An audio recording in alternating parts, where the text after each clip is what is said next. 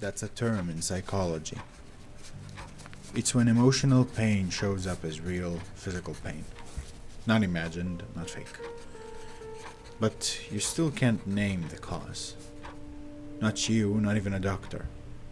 Maybe your chest tightens whenever you enter your house. You don't know why. You just know something's wrong with you. That's where metaphor therapy begins. You close your eyes, fully awake, and enter a world shaped by your emotion. You don't run from the pain, you give it form. A cat, maybe. A hallway for some. Maybe a broken mirror.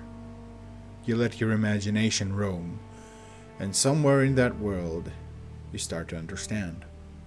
For some, it's horrifying. For others, it's sad. And for a few, it's just there.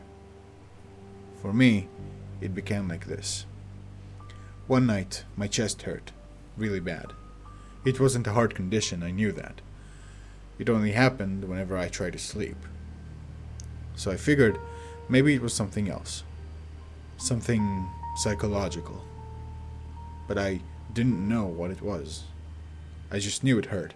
But no matter what I did, what relaxation technique I tried, it wouldn't calm down.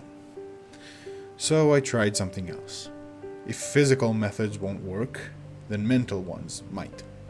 I lay in bed, closed my eyes, and focused on the pain, letting my mind wander freely without forcing anything, just watching whatever came up. That's when I found myself elsewhere. On a wet asphalt sidewalk, under a sky so dark it swallowed the stars. Rain slammed down like a judgment. I was in an alley, abandoned, and I had no idea why. The alley was empty and soaked in shadow. The only light came from a corner at the far end. I walked past the dumpsters and crumbling doorways until I turned and saw it. A single vibrant orange streetlight glowing through the downpour. Raindrops poured in the millions. My vision blurred. My chest still hurt, now more than before. Then I saw him. A man stood beneath the light, silent and still. He looked sad. As I approached, he turned, and I realized he was me. Identical, down to the last detail. He looked me dead in the eyes and said this. I killed everyone in this world. And I'm going to destroy this light next. I may die, but I'm taking you with me, at the very least. And it's all your fault. Then he turned and walked away, leaving me alone in the rain. It was bizarre, but I had to ask, why did he kill everyone? How was it my fault? And who was he? Back then, every time I did this, I'd wake up and write it down, trying to decipher the metaphors. Because this place, this wet concrete purgatory, was inside my mind. That meant every detail had meaning. I tried to attach meaning to the rain, to the orange light, why it had to be orange, and why it had to be an urban setting.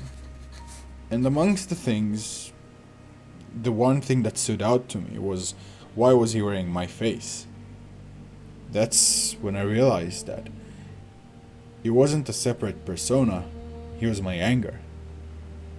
The part of me I kept suffocating, the part I always invalidated. Every time I got angry, even when I had every right to be, I blamed myself. Told myself it was wrong to feel this way, that I was the problem.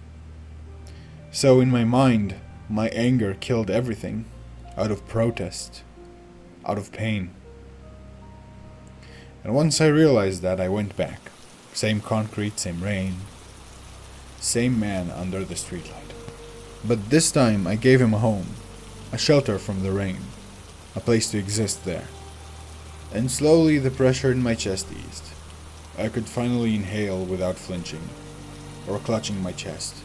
That's when I learned that getting angry isn't just okay.